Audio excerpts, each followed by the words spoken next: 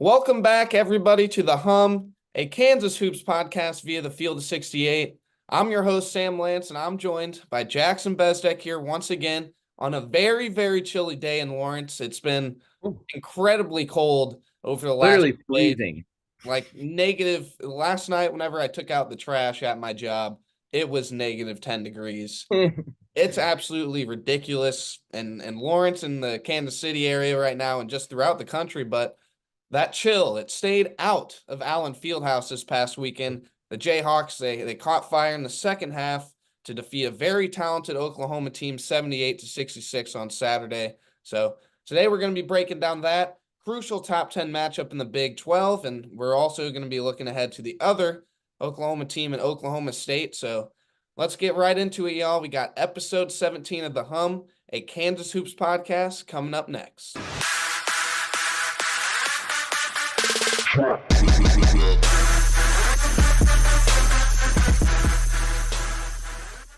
All right, Jackson, the Jayhawks, they got back on track after losing on the road to UCF with a much-needed 78-66 win against Oklahoma.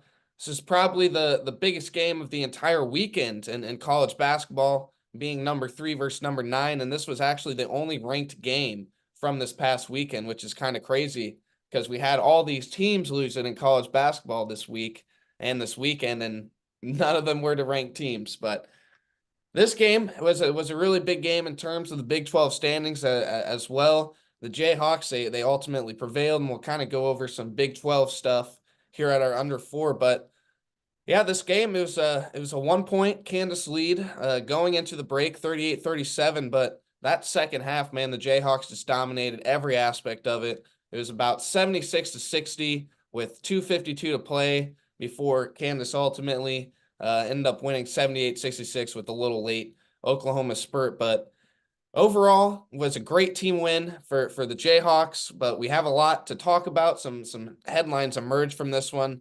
And the very first thing is Johnny Furphy getting the start, Jackson. That's where I want to start asking you, we at the beginning of the year, if you remember, at Media Day, Bill Self surprised everybody by saying that Johnny Furphy was in the conversation for the final starting spot. And he said this, not even asked a question about that, just about, Johnny's health. And he, was like, yeah, Johnny's got these shin splints, but, he could be a starter. It's basically what Self was saying at the beginning of the year. Now the season has progressed a little bit. Johnny has shown kind of some really good flashes off the bench, and El Marco's not necessarily living up to all the hype that we thought that he'd kind of live up to. And now Furphy is that guy. What do we just think of the move, Jackson, by Bill Self, and how do you think it maybe kind of worked out against Oklahoma? It was a great move. It was the perfect time to do it. I think you and I, thinking back all the way in October, we were excited at the potential of Furphy maybe being able to start because we didn't know much about him. So that was kind of like maybe this kid is like actually he's got to be like super good if Bill's even considering him the starting lineup. Now fast forward to January, you're 2 games into conference play, could very easily be 0-2. Your team clearly needs a spark, and Johnny Furphy gave them every bit of that against Oklahoma. That play where he forced a turnover in the backcourt, he tipped the ball back, and then he ran to get it, and he put it out on Oklahoma. Bill Self comes onto the court like that. I mean, everyone was talking about Bill never does that for anybody. And that was, that's just what Furphy's bringing to the table. He's an 18, 19-year-old kid who's just kind of fish out of water right now, but he knows how to do one thing, and that's play really hard on the basketball court. I love this move, Jackson. Like, I absolutely love this move. And to me, it's because of the whole spacing issue, the shooting issue that we've talked about, it seems like, all season long. Johnny Furphy provides the shooting that this team needs desperately to go with KJ and Hunter Dickinson. Now, if you think about it, with Furphy in the lineup, really you have a threat to shoot the 3 at every single position. DeJuan has shown that he can knock them down. Then you got Kevin's doing what he's doing this year. I think his percentage has actually dropped quite a bit. You have Furphy then at the 3 spot. You have KJ. He's not stepping out there. He's not shooting them. But then you have Hunter at the 5 to do that. So the floor spacing just got a whole lot better for Kansas. teams aren't going to be able to just completely pack the paint on Hunter Dickinson and KJ, or they're going to get burns. Like it's that simple now. I think it's just a great move in terms of the spacing for Kansas. 100%. And you can already see it kind of pay off. Furphy didn't hit a ton of threes, but he got looks, and he's putting those looks up. He is a shooter by every sense of the word, where he does not remember the last 3 shots he took. He's feeling it. It's going up. And you're absolutely right. I mean, they still did a pretty decent job in the first half, I thought, of kind of putting a lot of guys around Hunter. But as the game went on, and I mean, he just got a lot more easy looks on Saturday than I thought he did in the first 2 Big 12 games. Even though he had a great game against TCU, I still thought Kansas did a way better job of giving him the ball in isolation. And that is literally just Furphy being out there. The fact that you don't have a guy where when guys are guarding Elmarko, they're helping probably 3 feet closer to Dickinson than they would be when Furphy's out there. Just his literal existence is bringing guys out of the paint, which is what Kansas needs right now, because Kansas is still going to go through scoring droughts. And the best guy in the country to get you out of a scoring drought is Hunter Dickinson down low. And I think it just opens up so much. I actually really like Elmarko off the bench. He still played a good amount of minutes, especially in the second half yesterday. Furphy's still getting in foul trouble, of course. That's still a kink that the staff is working through. But I really liked Elmarko was really active on the bench too. It didn't seem to affect his morale by any means. I mean, he's a pretty smart guy. He can look at a box score, can look at the film and go, these 2 Big 12 games have not been my finest moments. He literally hadn't scored. And so the move was the right move for Coach Self. It was super exciting. That was something that, this isn't something that happens for Kansas a whole lot. The Remy saga, the championship year, that was a whole ordeal. But changing starting lineups in January is not a super popular Bill Self move. And I think everybody was more excited than anything to see it. And like we said, Furphy's awesome, man. He is freaking great. I love him. Yeah, we've been on the Johnny Furphy train. This whole entire podcast, it seems. But another thing that I think Furphy like really adds whenever he's in that starting lineup is just defensive rebounding in general. He's a lot taller than Elmarko. Is he 6'7", 6'8"? I think he's 6'8", like a solid 6'8". Like he's a good standing 6'8", which makes KJ the second shortest starter, if you think about it, which is like kind of wild now. Which is, I think, an extra element going into Big 12 play. Look, think of how much length you have. I mean, Furphy is progressively getting better defensively, I think we'd say, as the season's gone on.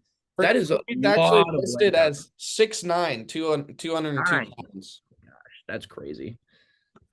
I mean, look, there is so much length on the defensive end now for the Jayhawks, an end where they were not struggling defensively.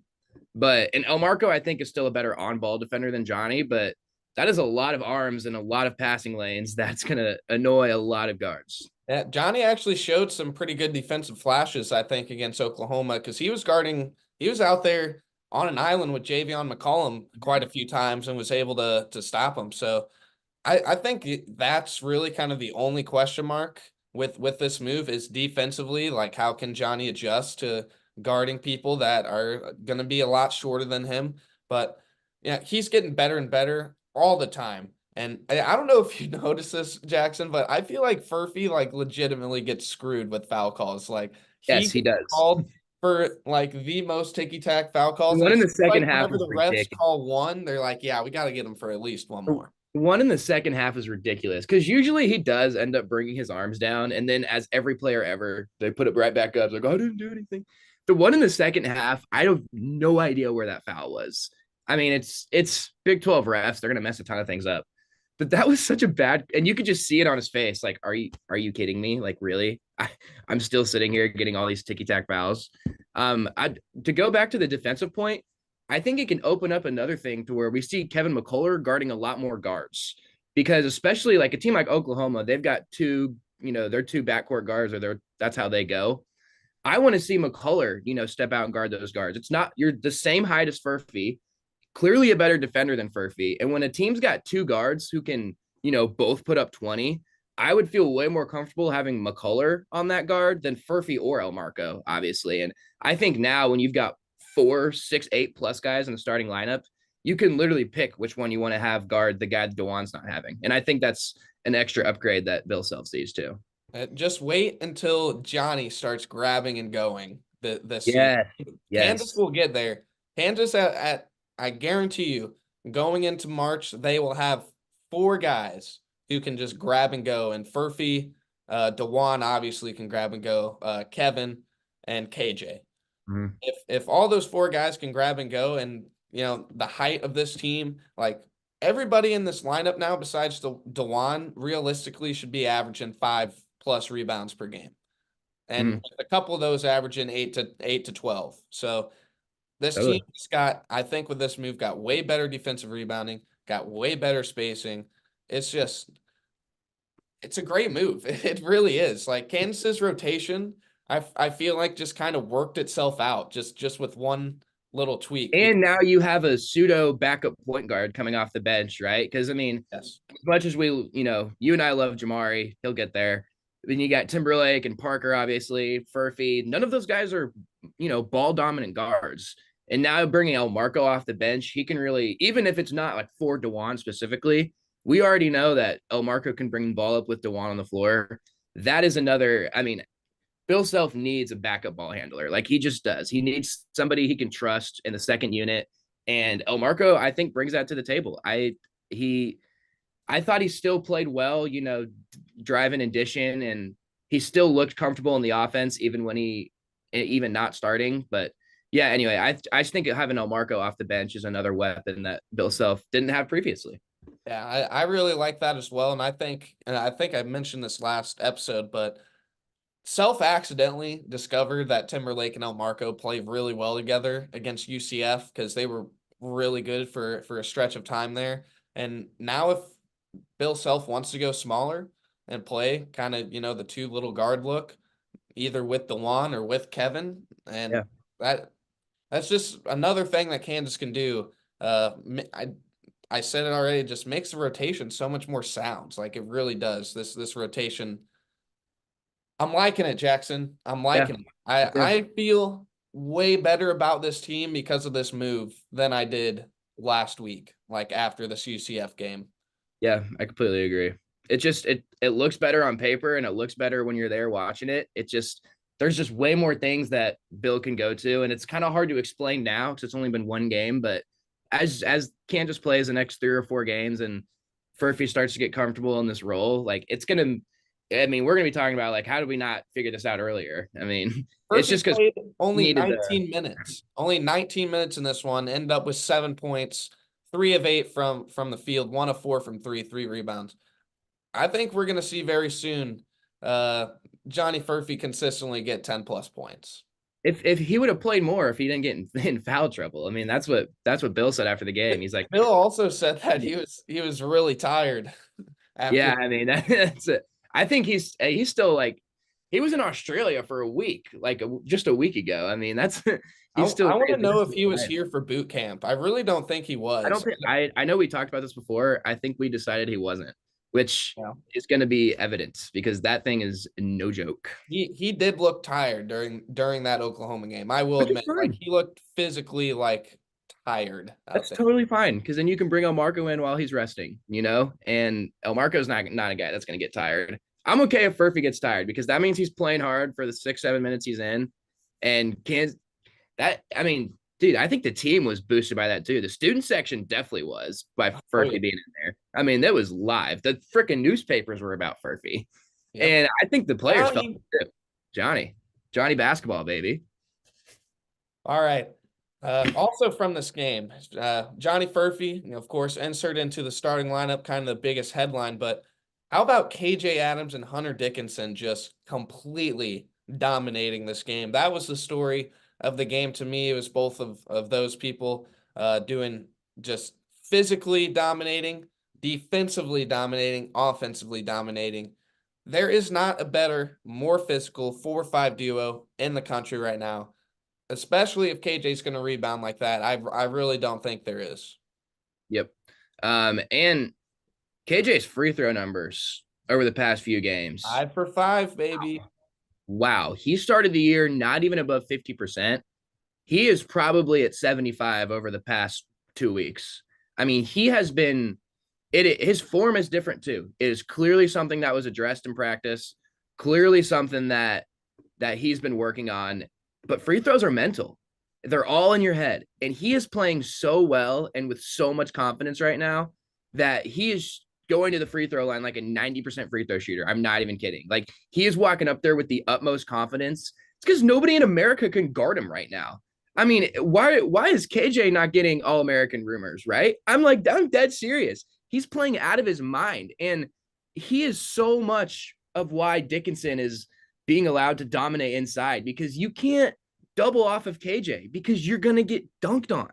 And then I mean Dickinson, You're still doing it though. Hunter's so good.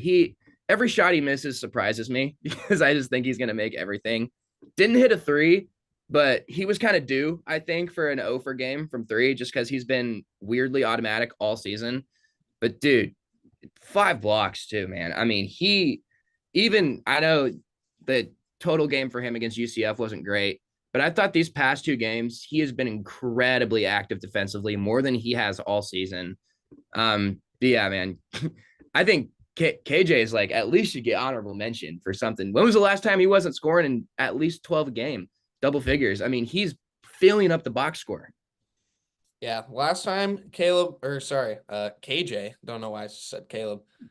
He had 9 and 6 against Yale and Wichita State. But if you look at Kansas's big games this season, the only game that KJ did not have a really good game is Marquette, and nobody had a good game against Marquette. And KJ had just lost his mother. Right. Yeah. So Kentucky, 16 points for KJ, 4 rebounds, 3 assists. Tennessee, 13, 4 and 2. UConn, 18, 5 and 2. Missouri, 17, 2 and 5. Indiana on the road, 14. TCU, 18. UCF, 10. Like Oklahoma, 15. Dude is going absolutely crazy. And 10 rebounds in at least I think TCU in today had 10. Yep, against Oklahoma he had 10. Second career double-double in back-to-back games. And another thing to note from this game, KJ did not come out at all this game. Yeah, he played 40 minutes. I think we're going to start seeing probably a little Also, totally cool with that. Totally cool with that. He doesn't need to sit. KJ's probably cool with that. He's totally cool with that. He doesn't want to come out. I mean, I've never watched a game and thought, KJ needs a breather. Like, not his thing. Yeah, I don't think KJ will go after this year. Will leave Kansas, but I think he's going to go to the NBA draft process. I think the conversation is going to be had now. Yeah, for sure. The dude is going to get drafted someday, and I really think he is going to play in the NBA for a long, long time as a really good role player, like a really good role player. I think he could too. I mean, I know the 3-point shooting will probably never be there, but if he can make free throws, like, look, I mean, everybody thinks the NBA is so run and gun, but they're desperately looking for glue guys like this that they can play in the playoffs. Because how many off guards who are going to put up 15 shots do you really need on a team, right? There's one KJ Adams in the entire country, and he plays for Kansas right now. And I'm going to enjoy that for as long as he stays here. Yeah, I think KJ has very quickly turned into like everybody's favorite player on Kansas. Like every Kansas fan, their favorite player this year, if it's not KJ, I don't know who it is because he's got the story. He plays with the energy. He's the most fun to watch. He's a funky player, which our fans kind of, I remember back like Kevin Young. He reminds me a ton of Kevin Young, who was on, the 2012 team. And he was a guy who played just like KJ, just dunked a lot, super big energy. He had a big afro, which was kind of his thing.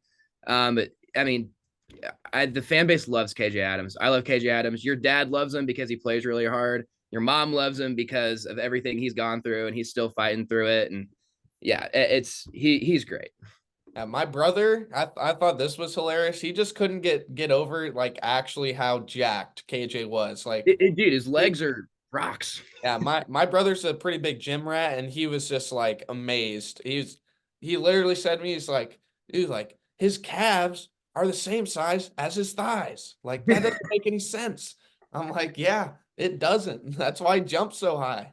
It doesn't make any sense. It's wild. He is a freak of nature and a force to be reckoned with. Yeah. I want to talk about Hunter now a little bit. Mentioned that he had the 5 blocks. That was a career high for Hunter. Also had 24 points and 14 rebounds in this one. He was 11 of 19 from the field, but he chucked up 2 threes in like the last 2 minutes of the game. So he was really like 11 for 17, which Yeah. is really, really efficient. And what I think was so surprising about this, not necessarily surprising, but just, you know, Hunter Dickinson was going against two big bodies in this Yeah. game against Oklahoma. Like Sam Goodwin, 6'10", 235, and John Hugley is 6'10", 275. Yeah. John Hunter Hugley's playing the Dickinson, wrong sport. Hunter Dickinson dominated both of those dudes. Like physically dominated them on defense, dominated them on offense.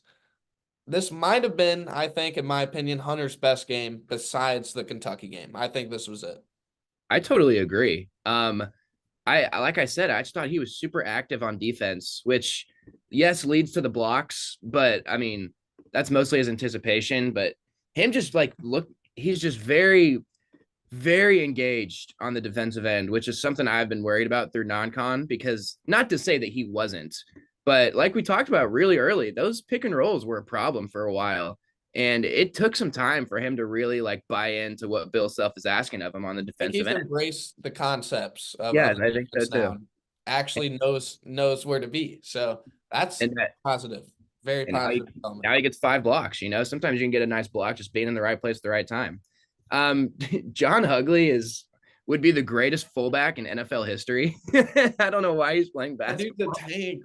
and he's not like it's not like a fat 275. Like it is a built like that is a dude right there.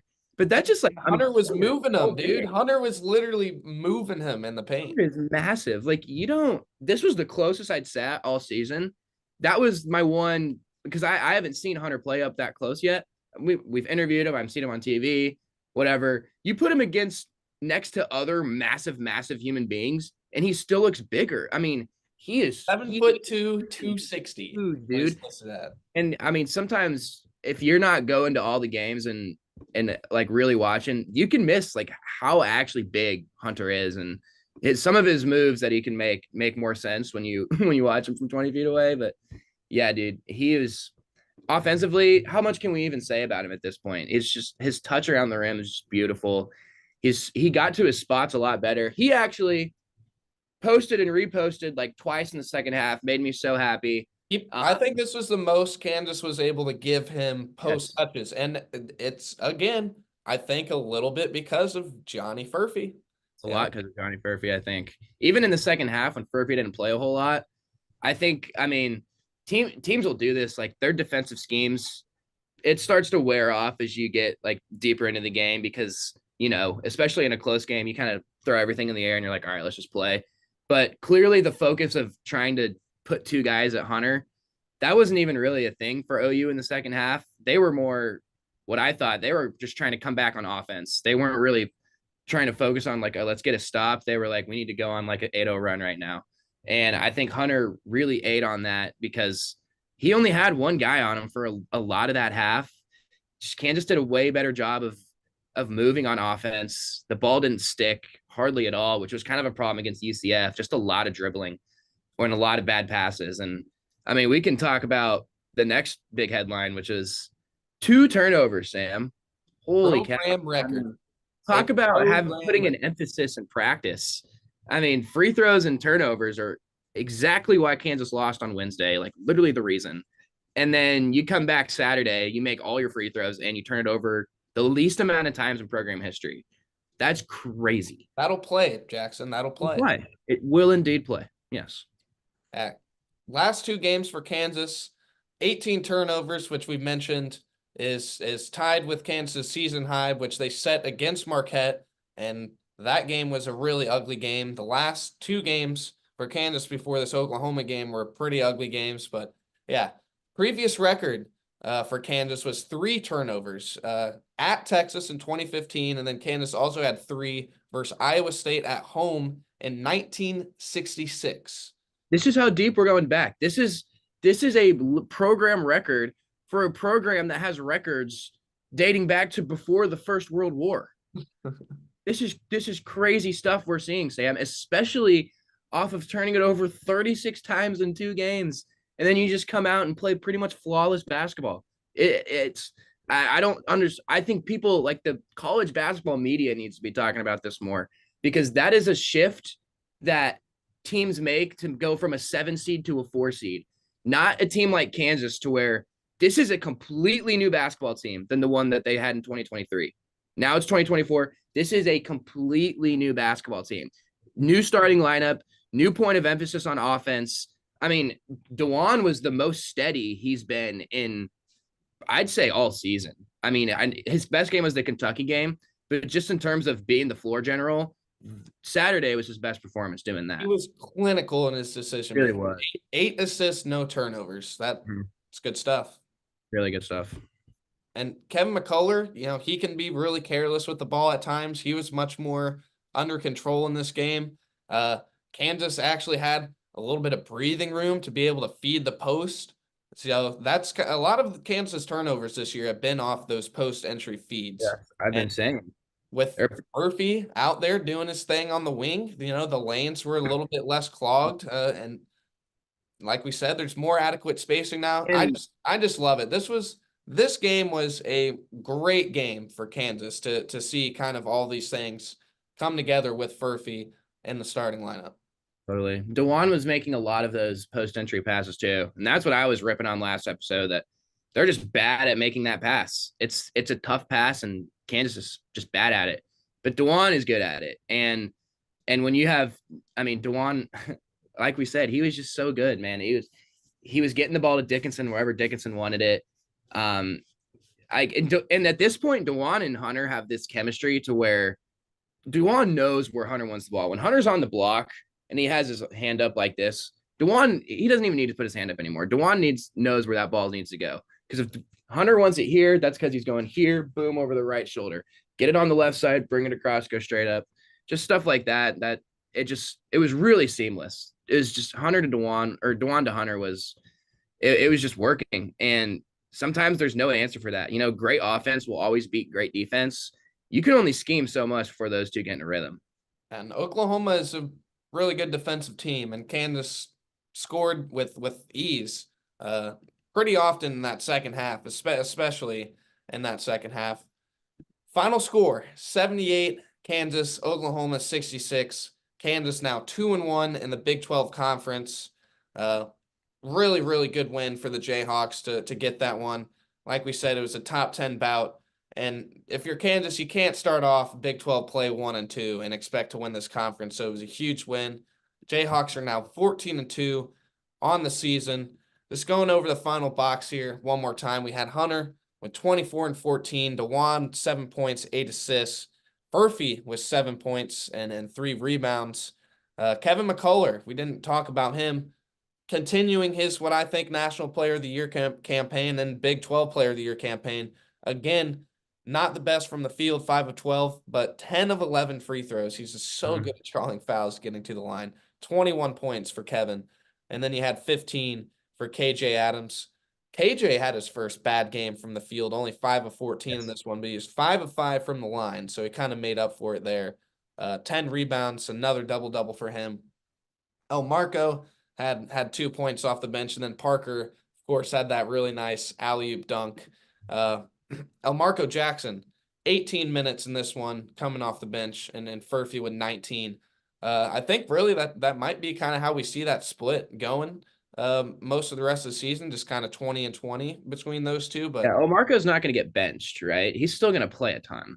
Yeah, I like where this team is going, Jackson. I like what this team is showing with Furphy out there, and we'll be going over this Oklahoma State game coming up at the under 4. Talk a bit about the Cowboys. So we'll see you then, y'all. As you guys know by now, we've partnered with BetMGM Sportsbook for this college basketball season. We're going to be using BetMGM lines to make all of our picks and predictions throughout the college basketball season. And we are going to have special offers for you, the listeners and the viewers on the Field of 68 each and every week during the season. If you haven't signed up with BetMGM yet, use the bonus code FIELD $1,500, and you will get up to a $1,500 first bet offer on your first wager on BetMGM Sportsbook. Here's what you got to do. Download the BetMGM app. Sign up using the bonus code FIELD1500. Deposit at least $10 and place your first wager on any game. You will receive up to $1,500 in bonus bets if that bet loses. Just make sure you use the bonus code FIELD1500 when you sign up. And remember, BetMGM is now available under one wallet in select states. As a New Jersey resident, this is super convenient for me when I have to go cover games in New York or Philly. When crossing state borders, just log into your existing account instead of having to create new accounts in each state that you go to. And most importantly, I got to let you know, we do have some fun stuff coming up for this college basketball season. Bet insurance tokens, college hoops odds boosts, my personal favorite, parlay odds boosts. So download the BetMGM app today. All right, y'all, we are back here on the Hum, a Kansas Hoops podcast here at the Under 4 segment, the Under 4 timeout, and we are going to talk Oklahoma State here. And this game, always a special game for Kansas, especially with Bill Self playing his college basketball at Oklahoma State in the Big 8 times. He actually played against Tad Boyle while Tad Boyle was at Kansas, if you didn't know that. But yeah, Bill Self, man, played from 1981 to 1985 at Oklahoma State. And I didn't even really know this. I thought he was kind of like a girly, just like a pretty basic role player. Bill Self played 29 minutes per game his junior year, averaged 8.2 points and 5 assists. And then the next year as a senior, averaged 25 minutes per game, 8 points and 4 assists. So Bill Self was kind of that guy dishing the ball and playing PG for Oklahoma State. I tell you, my grandparents, my whole mom's side of the family, all OSU alums, they all love Bill Self. They love him. That was their PG back in the day, man. That's like, I mean, we love DeJuan, we love Frank, it's Oklahoma State, so it's not quite that same scale, but they love Bill down there. Seriously, they do. Yeah. Well, if there's such thing as kind of a bad team in the Big 12 this year, it's the Oklahoma State Cowboys. They have been, to say the least, very, very poor this season. To start the year, the Cowboys, they lost 3 of their first 4 games, including some bad losses. They lost to Abilene Christian, who's right now number 225 in KenPom, and they also lost to Notre Dame in that stretch, who is number 160 in KenPom. Overall, right now, Oklahoma State sitting at 8-8 and 0-3 in Big 12 play. They've also lost to Southern Illinois, who's 106 in KenPom, but that's not really an upset because right now OSU is number 108 in KenPom. So, man, these Cowboys, Jackson. It's bad for the Pokes. It's not looking good. I think West Virginia is worse than they are, but West Virginia is also they haven't had their guys. Way different situation. Way different situation. This is Oklahoma State's team that we're watching, and it's been not great. Obviously, Bryce Thompson's still there from transferred away from Kansas a couple years ago. He's kind of still the guy they go to down the stretch, which is fine. They got Javon Small, their transfer guard. I forget where he transferred from, but it was a smaller East Carolina. Okay, yeah, I knew it was a smaller school. So he's actually, I thought he's been really, really good for them. He's kind of been their main guy on offense. Oklahoma State, I mean, they lost Musa Cisse. They lose the Boone brothers. And those are all like big athletic forces that they could go to inside. And I think they just lost too many guys in the portal last year, and they're still trying to rebuild it. Mike Boynton, pretty tall task at hand there. Look, man, it's still Stillwater, it's still Gallagher-Iba. And Kansas historically has had weird games. Very weird games. Weird games where Kansas really struggles. There was rumors that there was Bill Self playing ghost there, and he just wasn't able. He was never going to win at Oklahoma State. It was just kind of a thing for a while. One of the worst Kansas losses, that tweet I had the other day after the UCF game, one of those losses that was worse than the UCF loss is a loss in Stillwater at Gallagher-Iba to a really bad Oklahoma State team about 10 years ago. Look, man, crazy stuff happens in this building, and only to Kansas. I mean, this is not Oklahoma State took Baylor to overtime. First game of the Big 12 in that building. And that was their only home game. but that was their only home game in the Big 12 too. So it's going to be just like the UCF game, man. It's Stillwater Super Bowl. They're going to be pulling up. Well, OU game will be. My bad. That'll be their Super Bowl. But it's going to be rocking. It's going to be loud. I don't know what, something happens with Bill Self when he walks in that building, man. It's weird. It is something fishy. I don't know. I've been to the past 3 years. I've gone down there and went to the games. 2 years ago, Cade Cunningham tears us up. And then the past 2 years have been pretty steady victories. But again, Oklahoma State, maybe 2 guys who are really going to hurt you. Another guy they lose is, bless you, Sam. Another guy they lose is Avery Anderson, who'd been there forever, is now starting at TCU. So that's just another example of, they lost a good chunk of their production from last year. Right now, Oklahoma State has just 2 players averaging double figures. One of them is Bryce Thompson, former Kansas 5-star commit. He's averaging 12.6 per game, and the other is Javon Small, averaging 14.8 points per game. But both of those dudes are shooting less than 42% from the field. Right. Mm-hmm. I mean, that pretty much says it for Oklahoma State right there. They don't have efficient scoring options at all. They just don't really run like good offense, and it leads to a lot of 5 seconds left on the shot clock. One of those 2 guys trying to make something happen.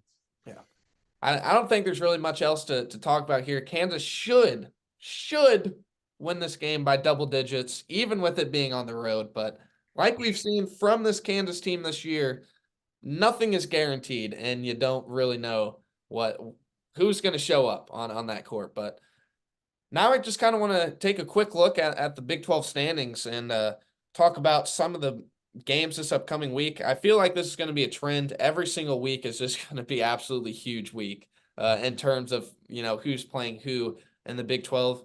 Right now, we got 2 teams that are 3-0, and that's Baylor and Texas Tech, both sitting at 14-2 as well. Texas Tech, man, really, really gutsy performance to come back against Kansas State this past weekend. It was on their home court, but Tech has been really surprising. Then you got 4 teams tied at 2-1, Kansas 2-1, Iowa State 2-1, TCU and K-State all 2-1 right now. Houston, welcome to the Big 12. Houston Houston is 1-2. And Palm right. They've lost to Iowa State, and then who'd they just lose to? Was it TCU that they lost to? Yep. They blew that game too. They had a handle on that game for probably 30 minutes, and then just everything went off the rails. Those are no cupcakes though. TCU and Iowa State. Those are 2 really good teams. But yeah, with Houston at 1-2, you got BYU, Oklahoma, Texas, Cincinnati, UCF, and West Virginia, and then Oklahoma State is the lone 0-3 team. So all the teams kind of, bunched up. It's early. Baylor and Tech with the early advantage, but right now it's still, to me, this race at the beginning of the season was going to be between Kansas and Baylor. And right now it's kind of shaping up to be that. I mean, those Scott Drew and Bill Self are the only 2 coaches that know how to win this conference consistently. So I got those 2. It's going to be a race with Baylor. It really is. Yeah, and they play at Texas this weekend, which is not as scary of a game as maybe we would have said 2 or 3 weeks ago, because they just lost to West Virginia. Texas is still trying to figure it out too, because they've had all the worst loss in the conference this year. Losing at West Virginia doesn't get worse than that. But I mean, I think this, like, Cincinnati could have a big week this week. They got 2 home games. I thought they've looked really good. They played Baylor super well. I'm personally not worried about Baylor right now, even though they're 3-0. It hasn't been a resounding 3-0. It's been overtime against Oak State, and then you get 2 home games against 2 of the new bloods, and both of them take you to the wire, right? So, I mean, Baylor is everybody's obviously very beatable, but I mean, Kansas, it's another week. You got to take care of business, especially if you're Kansas. You can't lose home games. You just can't. You're not going to win the conference if you do. But this conference is just so good, dude. Like, think about, like, this Oklahoma State loss would be bad because now you've lost at UCF, at Oak State. Houston's got 2 losses, yeah, but they're 2, at TCU and at Iowa State. Those are probably penciled in L's before the season, honestly. If you're looking at trying to go 12-5 or 11-5 or something, like, you're going to eat a couple games, and Houston doesn't have a bad loss yet. So I still think they're in it. And Kansas still in it with a bad loss. I'm interested to see what happens at Tech because they play at Houston this week. Yep. That's going to tell us a lot about both of those teams, I think, because I could see Houston putting 25 on them and just kind of rolling them over, right? But Tech has played better than Houston so far in conference play, so that's my interesting game that I'm looking forward to. I think that's the game of the week. If you had to pick one, Texas Tech at Houston, that's Wednesday at 8 p.m. Baylor, Texas is really big as well. Really, Iowa State TCU is kind of a big game. That's going to be a really good game too. Yeah, I think Cincinnati is going to prove something this week. I think they'll knock down either Oklahoma or TCU. But another big one, Tech has two big ones this week. They also have BYU coming to town on Saturday at 5. So, yeah, this conference, man, no weeks off. Unbelievable In this conference. Kansas, like, this is the only quote unquote week off that Kansas will have all season with Oklahoma State and West Virginia. After that, it gets rough, folks. It gets real rough for Don't Kansas. even look. Don't even look. Just enjoy this week. I'm looking, man, and it gets rough. I'll just say it. Yeah, Kansas got to take care of business this week. It's one of those weeks. You get 4-1 at the end of the week. I mean, Tech is probably going to drop one of these, and I mean, hopefully Baylor too. I don't think I've been watching Baylor. I think they could be 0-3 too. Like they honestly could. And you can say that for anybody in the Big 12, right? Because all these games are going to be freaking so close. But Baylor has not played like a dominant Big 12 leader yet. So that title still very much up for grabs. Baylor's at K-State tomorrow. So maybe the purple people out west can help us out there. And then would at rather Texas this week. So it's going to be a crazy week in the Big 12. It's been crazy all season. Big 12. The Big 12 has how many teams? I saw this the other day. They have like a crap ton of teams with 12 plus wins. It's literally the whole conference besides Oklahoma State and West Virginia right now. 11 or 12 teams. There's 14 in it right now? Yep. So it'd be 12 then. Yeah. It's kind of not fair. That's ridiculous. They might send there are 11 because UCF is 10-5. So there are 11 teams with 12 wins or more. 12-4 or better in this conference right now. And the only team with 12 wins that I don't think will make the tournament is K-State. So there you go. There's that. It's a potential 10 bid conference. I swear if the Big Ten or SEC gets more teams into the tournament just because the Big 12 beats itself up, I'm like, what are we doing? Because crazy. All of these teams really deserve to be in the tournament. Besides, UCF, if they play really well and upset a lot of teams, I think even they deserve it. West Virginia and Oklahoma State, to me, are the only two teams in this conference who should not be touching, or at least be on the bubble for the NCAA tournament. Everybody else should, but all right, y'all. That's all we got for y'all. Just talk some Big 12 here at the Under 4. Thank you, everybody, for joining us here for episode 17 of The Hum. We are just chugging right along this season. Thank you, everybody, for being with us, and we'll see you next time. We'll be back after this Oklahoma State game, obviously, and I think we might actually record after West Virginia and talk about the two games, and then preview the next one for Kansas, which would be Cincinnati at home. So we'll see you guys soon. Thanks for joining us, y'all. Have a good one. And stay warm, everybody. Try to stay inside. -40. My goodness.